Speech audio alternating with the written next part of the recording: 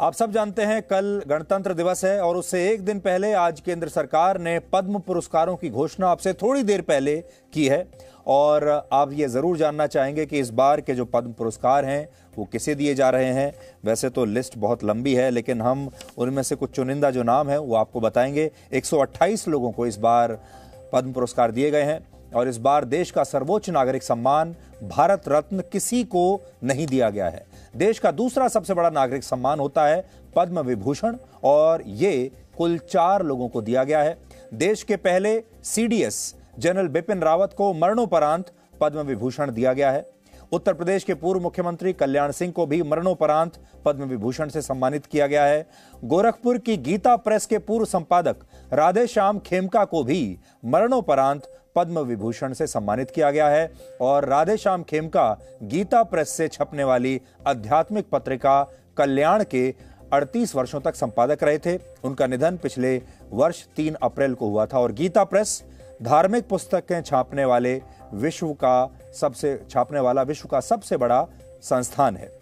मशहूर शास्त्रीय गायिका प्रभा अत्रे को भी पद्म विभूषण दिया गया है। महाराष्ट्र के पुणे की रहने वाली प्रभा अत्रे 89 वर्ष की हैं और उन्हें संगीत के किराना घराने की लिविंग लेजेंड माना जाता है। पद्म विभूषण के अलावा इस साल 18 लोगों को पद्म भूषण से सम्मानित करने का फैसला किया गया है। पद्म भूषण देश का तीसरा सबसे बड़ा नागरिक सम्मान होता है। कांग्रेस पार्टी के वरिष्ठ नेता और जम्मू कश्मीर के पूर्व मुख्यमंत्री गुलाम नबी आजाद को इस साल पद्म भूषण से सम्मानित किया जाएगा। यह एक बड़ा नाम है और आप इसका राजनीतिक मतलब भी लगा सकते हैं। इसी सूची में पश्चिम बंगाल के पूर्व मुख्यमंत्री और सीपीएम के वरिष्ठ नेता बुद्धदेव भट्टाचार्य का नाम भी है। उन्हें भी पद्म भूषण से सम्मानित किया गया है। माइक्रोसॉफ्ट कंपनी के भारतीय मूल के सीईओ सत्या नडेला को भी पद्म भूषण देने की घोषणा हुई है।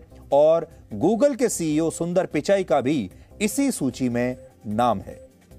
कोरोना वैक्सीन बनाने वाली दुनिया की सबसे बड़ी company serum institute of India के मैनेजिंग डायरेक्टर साइरस पूनावाला को भी पद्म भूषण से सम्मानित करने का ऐलान किया गया है। आप जानते हैं उन्होंने कोविशील्ड नाम की ये जो वैक्सीन है ये बनाई थी और भारत में और विदेशों में भी ये बड़ी संख्या में इस्तेमाल हुई।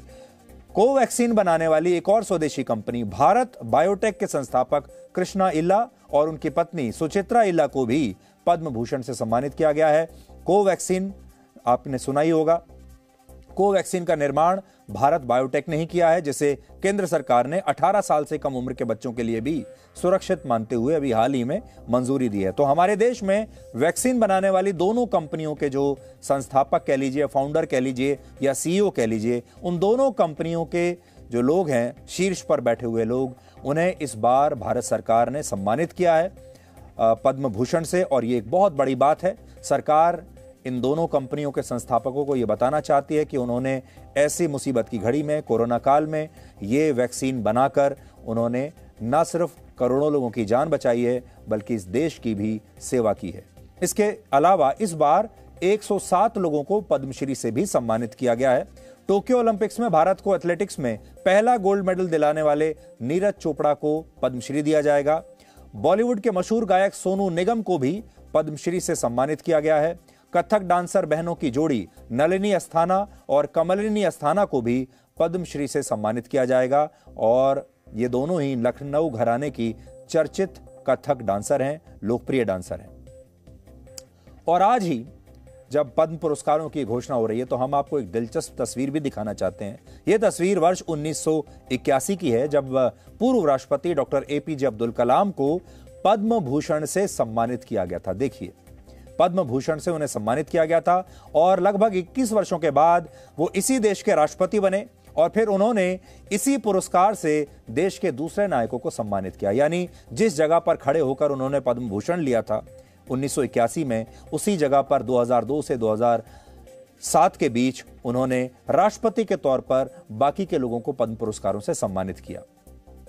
तो ये 2 तस्वीरें आप आज के दिन देख सकते हैं एपीजे अब्दुल कलाम की, पुरस्कार लेते हुए भी और पद्म पुरस्कार देते हुए भी।